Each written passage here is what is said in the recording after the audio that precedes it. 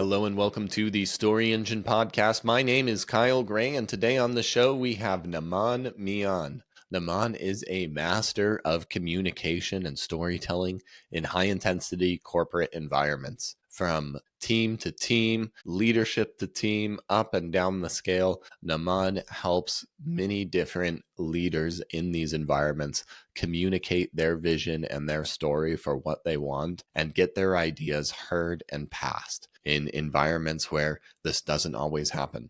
So we're going to uncover Namaan's unique process for getting a story across in the corporate environment today.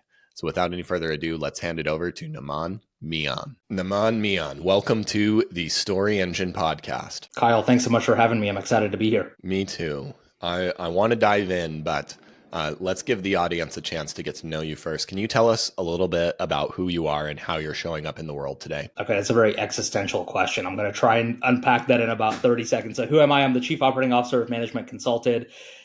We are the world's largest provider of strategy and analytic skills training for the Fortune 500. What that means in plain terms, Kyle, is that I run about 150 workshops a year for corporate teams, helping them become clearer communicators and better storytellers so that they can gain the buy-in and motivate the action that they're looking for. I'm a husband. I have 2 daughters, live in Austin, Texas, and life is good, my friend. Great answer. A broad answer. And you correctly assess the question. It seems simple, but I always like to give people the freedom. Not necessarily people like to talk about their work, but people identify who they are and how they're showing up in many ways. And it gives us more of an opportunity to reflect our values, which is what we're here for. And I love this. There's so many deep things. So 150 workshops a year. Are these virtual? Are you going places? Are you traveling around to all of these? What do these workshops look like? Good question. About 75% of my work is in person. And so I am on the road a lot. If you're listening to this, chances are you'll one day soon, you'll probably run into me at some airport or in some plane because I spend a lot of my life on the road right now. And really what these workshops look like, Kyle, are a way for leaders and decision makers inside of organizations who want to increase their influence, whether that's increase their influence internally or increase their influence with clients and partners. Just take some time to download my communication operating system and start to reshape the way that they think about their communication so that they're able to increase their influence with their leadership team, gain buy-in for a new strategy or a new direction, shorten sales cycles, right? Like a lot of those outcomes depend on the function that you inhabit inside of an organization. But the through line through it all is that the actions that you want to motivate, you'll be able to do that in a more effective way and you'll be able to do it faster as well. Is it all communication that's involved in the motivating? Is it simply the effectiveness of the vision? Is there an alignment of expectations? I imagine in learning, in trying to understand what needs to be communicated, there's a lot of things that you would discover or 100%. inquire into. 100%. Where does this come from? Or like, what are some of the other things? So it's a soup with 3 main ingredients, and there's more, but we'll start with the 3 main. So number 1 is communication. So there absolutely is communication strategy that's more effective than others, depending on the environment that you're operating in. Number 2 is business acumen. And what I mean by that is you have to know what motivates the people you're talking to. You have to know the KPIs that they're managed to. You have to know what business outcomes they're responsible for achieving and craft a story that speaks to those things. And so if you cannot put yourself in their shoes, if you cannot understand their world, I call that business acumen, then your communication is really going to only be so effective. And then the third ingredient there is stakeholder management. So it's not just, do I have the right content and am I communicating it in a way that's effective, but have I brought people along the journey pre-meeting and then post-meeting to where they're actually going to do what I'm asking them to do. So one of my biggest professional rules is that you never surprise senior leaders. So the first time they're hearing something controversial from you, the first time they're hearing something that might feel a little bit jarring to them shouldn't be in the actual meeting in front of other people. Like you should have gone through a pre-read kind of process and started to build alignment before a particular meeting, before a particular touch point, so that when you get to the meeting, you're actually able to have a more tactical conversation and know that you're not going to devolve the meeting into just arguing and back and forth. So that kind of executive presence, I'll call it, will really show up in the skill of stakeholder management. What would an executive like this, sitting at a coffee table, maybe with another executive, or maybe just with a less educated friend, and they were describing the problems of being deficient in these areas, what would they complain about, and what would it sound like? Yeah, it would sound like I'm not listened to. My team isn't heard. We do really great work that's not noticed. We do really great work that's not used. We could have more influence than we do right now. We have solutions to problems that aren't being implemented. I could go on and on and on, but really, Kyle, the crux of the matter comes down to we do good work. It's not noticed and it's not actioned. Mm-hmm. Great answers to these. Of course you would. That's amazing. Looking around at the acumen, where do we start in this process? So this is over the course of a workshop. So over one day or a couple of days, we want to deliver on a lot of this kind of change and transform. We do good work that's noticed and actioned. What does this process look like in Yeah. going through and understanding? Yeah. Well, I start the process really by asking three questions, Kyle. So, number one, for any particular touch point or meeting, who is my audience? And it's amazing to me how many people, once they start to kind of process the answer to that question, they realize that who they thought they were talking to, they're not really talking to. So, for this particular meeting at this particular point in time, who is the audience? Who's the most important person in the room? That's number one. Question number two, what am I trying to convince them to do? There's something, the reason they're talking to me is because I need them to do something or believe something. In this particular meeting, what is that thing? And then three, why will they not do what I'm asking them to do? Why will they not change their belief? Why will they not act? And once you can start to identify initial answers to those three questions, you're ready to start building some kind of communication deliverable. But if you can't even answer those three questions, then forget about trying to write an email or build a slide. I love it. These are questions that I like too, typically in the form of sales or for a client. And one of the most important ones is, why won't they do what I'm asking them to do? And when I'm always starting with teaching content, we always start with those things. We don't need to teach them how to do something. We want to overcome those things and show them what's possible. And in reframing that, one of the techniques I like to use is telling a story about a client in the past that has had this same problem, and how we corrected that perspective with the technique, not necessarily ourselves. And I'm curious what you do are some of your techniques in this case to shift them and shift their beliefs in this Yeah. third question. Yeah, absolutely. So when I work with sales teams, Kyle, the biggest problem I see that sales teams have is that they sell features, not outcomes. So they want to talk to me about their product. They want to talk to me about why their product is great. They want to get very technical and in the weeds with me. And I'm like, okay, all of that stuff is great and true, but think about your buyer. Your buyer has a problem that they're looking to you or to your product to solve, and they don't necessarily need to know how you solve it. The first thing they need to know is that you can solve it and what's going to be different if they pay you. And so a lot of the stories that I find sales teams tell are about, look at this cool feature, look at this functionality, look at this this thing that we built into the product that maybe 2% of you will ever use, but it looks cool or it sounds cool. When really the story should just be, we help you solve this problem, whatever that problem is. And then once that's clear to you, now I can start to talk to you about how we can do that and what it'll look like for you. But oftentimes the outcome is missing from the story because sales teams are too in the weeds. Could you I'm curious if you have one definition or many definitions of this, but the word story in your case, like, what does that look like in fully applied? It could be a central narrative. Maybe it's a more literal version of a story. I know that there's an essence here that maybe Yeah. is not all the way clear, because there's so many definitions for this word. There are. A story can be whatever you want it to be. That's why I think so many people like the word. To me, a story is a central narrative. So you should have a story walking into every meeting if we're talking about a professional context. And the story there isn't like, hey, like, let me tell you about a time when I dot dot dot. A story is just, here's the agenda, here's the narrative of the meeting. The same is true for every presentation. Like, here's the key takeaway, and here's why it's the key takeaway. I call that narrative a story. And I think it's good for us to define that early on in this conversation. Yeah. What do you think is unique about your answer first methodology? What's different about what you do that you think gets not necessarily what outcomes does it get, but it gets you to the outcomes better, faster, easier? What's special about this process? Yeah, it helps you clarify your own thinking, which you cannot be a clear communicator if you're not a clear thinker. And so all that this methodology does, and I'm happy to unpack it in a minute, all it does is help you figure out what you're trying to say and who you're trying to say it to. And once you can get there, then the rest of the narrative starts to fill in much easier. And so let me unpack this methodology for you for just a minute. So what answer first methodology says is that in a business setting when you're trying to gain buy-in and motivate action, you lead your story with the key takeaway.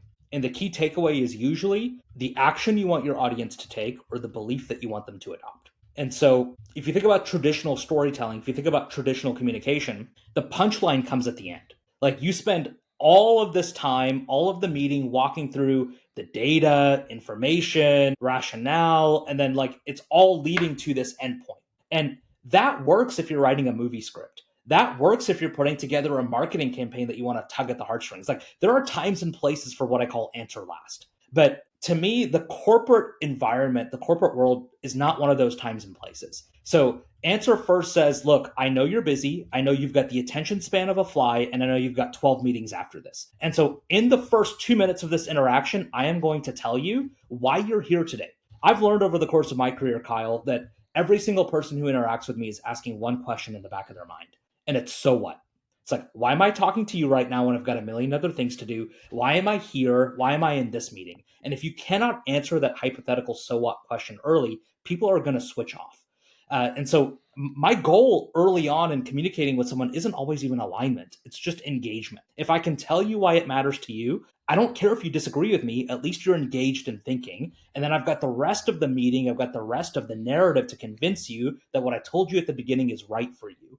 But you won't even engage with me in that part of the conversation if I don't tell you right up front why this matters to you. Yeah. One of the things that I find my speakers miss out on most, it's one of the easiest and highest leverage things to do, is basically put a table of contents into your talk. You tell your story. Here's my promise, as you believe in too, and here's the three things I'm going to teach you today, and these should all be benefit driven. And you just say 1, 2, and 3, and we know where you're going, and you constantly remind us, okay, now we're in our first teaching point. Now we're in our second teaching point. And the enemy that I describe here, that you kind of describe, is mental static. If they're not understanding the value and connected with it, then there's 100 little things like, oh man, are we in the first teaching point or the third one? This is going really long.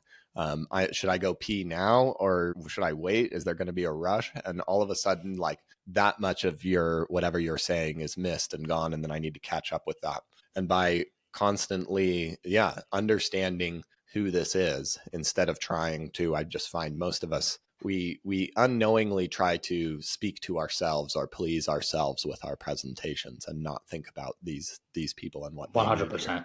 100%. And then one of the second order effects to that, Kyle, is that if I wait until the end to give you the answer, what's going to end up happening is that your audience will come to different conclusions than the one you want them to get to. So let me give you a simple example. So let's say that you and I are a part of the same family and we're having a family meeting, and I'm like, hey, family, like we should go to Tampa, Florida for our next family reunion. Right. And then I've got all these reasons why Tampa is like amazing. It's pretty cheap to get there. It's pretty cheap to stay there. It's pretty cheap to eat there. It's family friendly. Like you've got Busch Gardens there. You've got the beach, right? You've got all these things. It's accessible. There's like 2 airports within a 30-mile radius. There's like a highway system, right? Like there's all these reasons why Tampa makes sense. Now, if I started our meeting by saying, hey, family, like we should go to a place that checks all these boxes: the accessibility, the family friendliness, the affordability, right? All of those reasons I just laid out. And then I'm like, hey, drum roll, please. Let's everybody like unravel now, unveil now where we're going. And I'm like, Tampa, Florida checks all these boxes, right? Then what's going to happen is you're going to be sitting there thinking, Namaan, Orange County also checks the same boxes. Like Cabo could also check the same boxes. Like the same data can be used to support so many different narratives. And so if I'm so like data heavy in the way that I communicate, then my audience, they're smart people. they're going to be trying to connect the dots and they're going to be thinking, okay, where's he going with this? What's the punchline? What's the answer here? And they're going to arrive at their own conclusions instead of the conclusion I want them to get to. Now, if I tell you at the beginning, Kyle, we should go to Tampa for our next reunion, here's why, then all of the data points I share with you after that, they're like, I've already given you a pair of glasses. I've already given you a lens through which to view that data. And you're more likely to interpret it the way that I want you to. And we're more likely to end up aligned at the end of the meeting than misaligned. And so it's not just an engagement thing, it's also an alignment thing when you talk about leading with a key takeaway. And then the features are their parameters and guidelines, and they're focusing in on something rather than having us look without. Yes. Like, so one way to say it is you start with the what. Here's what I want you to do. Here's what I think you need to believe. And then the why comes afterwards. Here's why this matters to you. A lot of people lead with the why, and then they never end up getting to the what. Fascinating. And the cost of this especially in a corporation and an organization, can be huge in people not being aligned with the vision upstream and downstream of whatever it is that you're doing. So there's a lot at stake here with this. 100%. Wasted time, wasted money, wasted progress, stalled momentum.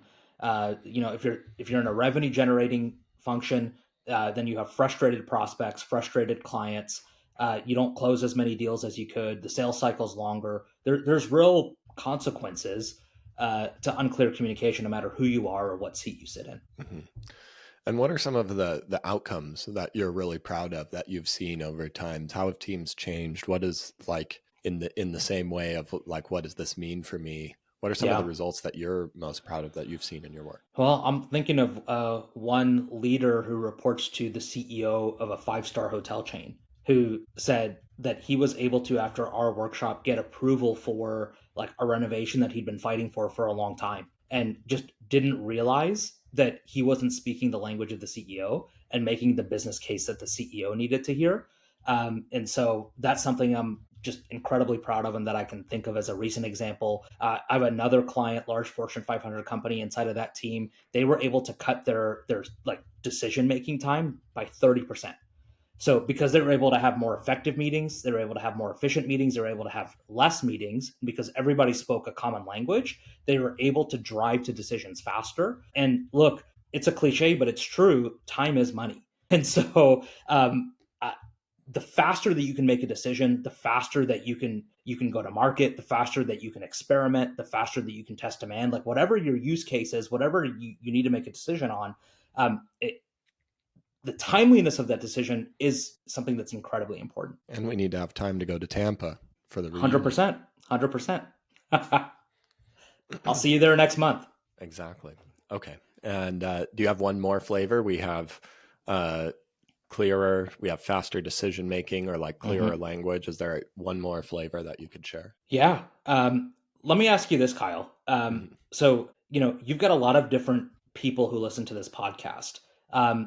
Like, is there an audience that we maybe haven't spoken to yet, and I can then pull an example that would be super relevant to them? A lot of people who are listening in are health and wellness experts. They usually have a cash-based premium service, and they struggle with a lot of the things that you've been describing here. Okay. So for someone in that space, so we've already talked about faster decision making. I think the other thing would be less friction. Like, that'd be an outcome. So like, if I think about someone in that space, right, if you're kind of like cash pay, high dollar, like white glove service kind of provider, then what you're really being paid for is not just your expertise, but you're being paid to provide a frictionless experience. And so a big part of providing a frictionless experience is being able to communicate things to people in a way that they understand, and in a language that they understand as well. And so being able to adopt a common language that's used not just internally, but with people in your ecosystem as well, is a major outcome of the work that I do. To me, that means you're doing more of the thing that you actually love doing and want to be doing in your business, rather than the things that you feel you need to do in order to run your business. Yeah, I think there's a distinction. It like feels more like that. It does. And I think it also, even if you are running multiple clients through the same or similar process, it feels bespoke to them. And Mm, so, and it feels custom to them because you're using language that just feels very personal, that feels very tailored. You're bringing like a recommendation to the table, like, hey, here's your like 4-week wellness plan as we get started. They yeah, don't have to know it's like 90% the same as somebody else's, but when you communicate like that, it feels like, oh, I'm really getting what I paid for, as opposed to something that's very like standard or template. excellent. Great example.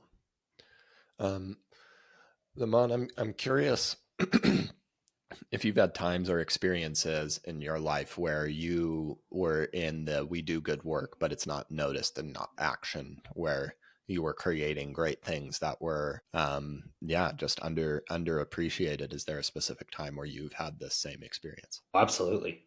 So I'll tell you one story here. I remember in the early days when I joined Management Consulted, one of the initiatives I brought to the table was that we should launch our own podcast. And this is before podcasts were big. Like we're talking like 2016. All right. So, and here's all the benefits that we're going to get. It's going to be a trust building tool. It's going to be a content generation forcing function for us. It's going to give us like marketing collateral that is pretty cheap to produce. It's going to help us hone our own communication. It's going to set us up as thought leaders, right? Like all of these reasons.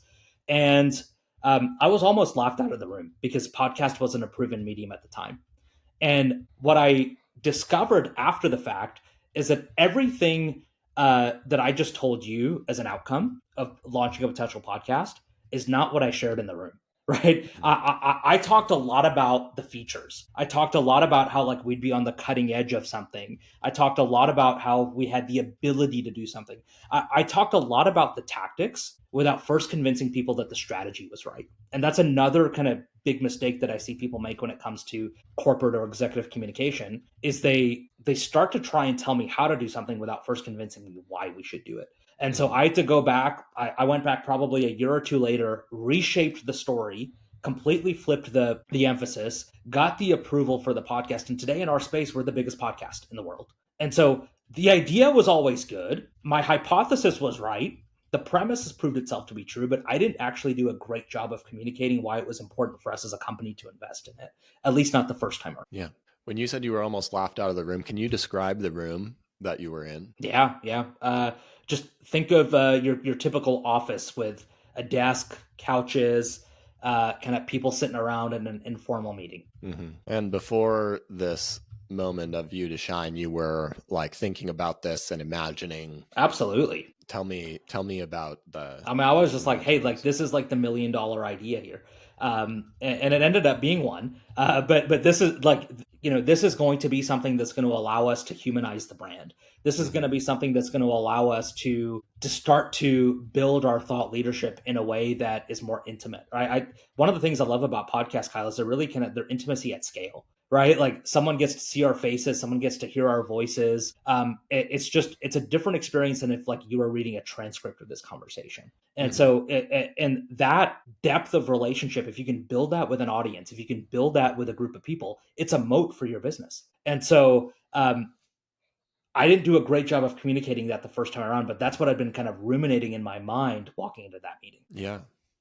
And what was the big milestone of the podcast? A year or two later, you reshaped the story. You said, we're going to do the podcast. They said yes. And then sometime after, something happened, and we're like, wow, we're really on to something here. What was that? Yeah. So I would have back in the day, I would do all the sales conversations myself. And so one of the patterns that I started noticing is that people would tell me, I heard you on the podcast. I'm so excited to talk to you. And I was like, wait, this is interesting. I'm on a sales call with someone and they're excited to talk to me. Usually it's the opposite, right? Like I'm excited to talk to them. And the tables had turned. And because we'd started to kind of almost like build our personal brands underneath the brand of the company, it turns out that like people came to sales conversations with a different mindset. People came with different questions. People came with a different level of trust. And once I started noticing that pattern, that was kind of the aha moment for me. And was it there like you got when did you get to number one in your category? Do you remember a specific day or a specific like, wow, this is In our huge? category, it probably took us 18 months to get to number one. Hmm. And Look, we're in a very niche category, so it's not saying much. I don't want to toot our own horn too much, but for our space, to go from zero, literally zero, to like top of the mountain in 18 months felt like a pretty big accomplishment. Yeah. Yeah. And were there things you noticed internally with the team because of the podcast, or were people inside of the business behaving differently? So I think it gave people, and this was something I didn't actually appreciate when we launched it. It gave people a different sense of pride about working with us and working for us, because here now was not just a private workshop series, a private coaching program, a private training program that we were doing with our Fortune 500 partners. Like I can give you the logos, but I can't really talk to you about a lot of the work I do, right? But the podcast is something that anybody can consume. The podcast is something that we can put out into the world 100% and say, here's us, here's the work that we do, here's what we stand for. It's not for everybody, but it is for some people. Mhm. And I underestimated how proud that would make people feel about working with us. Yeah, amazing. Okay. And so it was $1 million idea after all, even if it After was all, very niche. very niche. Uh, Okay. Um, hmm. Would you like to hear your story? sure, play it back for me. Say it better than I can say it. We'll see.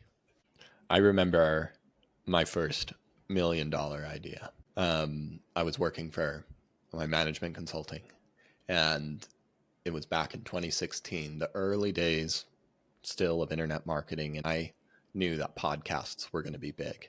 I was so excited. And I can remember walking into a room of my peers in this corporate office, some sitting on couches, some at desks, some on their phones, typing away at emails, and I begin to pitch this vision. We're going to do a podcast. And I start to share all of the things that we're going to do in the podcast, how we're going to make it grow, everything that's going to go into this, that we're going to be on the cutting edge of something. I feel like I'm sharing the most excited thing. I'm fired up. But the more I talk and see the look on their faces, they're more distracted, less engaged, and they end up nearly laughing me out of the room. I walk out frustrated and blindsided. I put all this work into this. I was sure this was a good idea. Is it a good idea? Is it something wrong with me or them? Should I contribute more ideas in the future? I was so confused. And I started to reflect on this moment. And over the course of some time, I started to figure out how to reshape the story. And I based it around three simple questions. Really thinking about, who is my audience? Whoever I'm speaking to, whether it's a potential client or a team member, what do they need at this time? What am I trying to convince them to do and to buy into? And why will they not do that? And as soon as I started sharing my perspective with those questions in mind, I not only started seeing better buy-in from the team, and eventually the idea of the podcast that at first got me laughed out of the room finally got the green light. It started to grow, and I immediately started to see changes happening. First, in my sales conversations, I usually had sales calls where people were nervous and sometimes frustrated to be there with me. But now they were saying, I heard you on the podcast. I'm so excited to talk to you. And because we were sharing our story, people were coming with a different level of trust. We started to grow in our category, which wasn't very big, but it didn't matter because the right people started to resonate and were coming to us. And what I really started to notice later on was that it gave a different sense of pride in the team members working with us. It was something that they could share and talk about and that they were proud of and felt that expressed them. And over the course of a few years, it truly did become a $1 million idea. The idea that first got me laughed out of the room, not because it was a bad idea, but because I didn't express it clearly. And I think that this same problem is happening in organizations all over the world, and it's costing trillions and trillions of dollars in great ideas. And today I'm going to teach you a simple process to clarify your own thinking so that you can get more of your $1 million ideas passed. And here's how I'm going to tell you about that today. Nice job. Sounds good to me. Thank you. Well, Namaan, it's been amazing getting to explore this. It's a real pleasure getting to see your different perspectives and the differences and similarities in the way that we think. I always appreciate similar experts coming onto this show. Do you have any closing thoughts for us today? And where could we go to learn more about you? Yeah, absolutely. Well, feel free to look me up on LinkedIn. It's just linkedin.com/in/Namaan-Mian. Maybe I can share the link with you, Kyle, if you don't mind putting it in the show notes. That'd be great. Yeah, we'll have it all in the Okay, show notes. love it. So you're more than welcome to reach out to me there. If you're interested in the coaching and the training that I do, you can go to managementconsulted.com/corporate-presentation-training, do workshops for groups, do keynotes, and then do one-on-one coaching with leaders as well. And so if you'd like to talk more, learn more, feel free to reach out. Amazing. Namaan Mian, thank you so much for joining us today on the Story Engine podcast.